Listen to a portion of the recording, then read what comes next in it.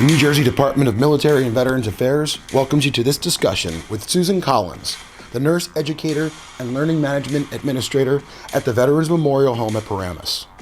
Today she talks about the improvements in learning management and how advances in the process have trickled down to the residents that call Paramus home. Good morning, Ms. Collins. Thank you very much for joining us. First of all, what is learning management? Well, we have a staff of over 400, and the state mandates that every month there's annual trainings or in-services that we have to do, such as residents' rights, abuse and neglect, infection control, right? So every month there's a different in-service that we have to present, and then the staff comes in, and then they do the in-service for it. That's part of it. And then also, too, if the state mandates, such as, last year, they mandated that all the staff employees had to have training on the LGBTQ community. Human trafficking was also another one that they just mandated.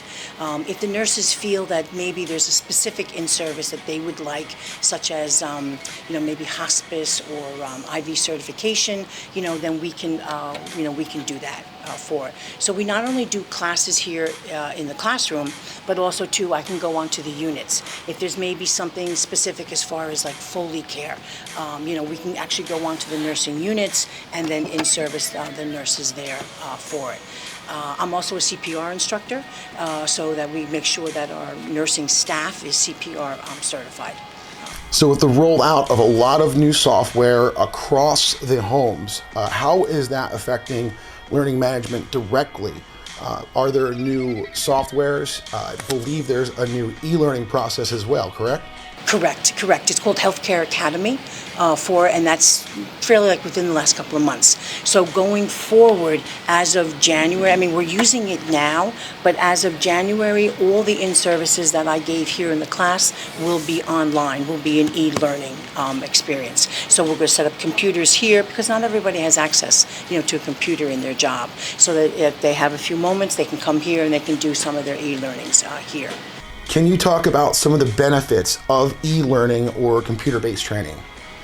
I think that it would be more, thorough, for lack of a better term, for it. Because this way, too, when I do the in-services here, they're usually 30 minutes. I try not to do it any longer than 30 minutes. So, you always condense things and you keep it down to 30 minutes. Some of these e-learnings they might be 30 minutes, they might be an hour, and you can do it at your own pace because, some people are speed readers. Some people may take a little bit longer to read it and comprehend. And then there's usually a post-test at the end for it. So most important and ultimately, how does this affect the residents that call the Memorial Home home? Well, the more that we can train our staff to make sure that they're up to date with new techniques or new equipment, and this is one of my core beliefs.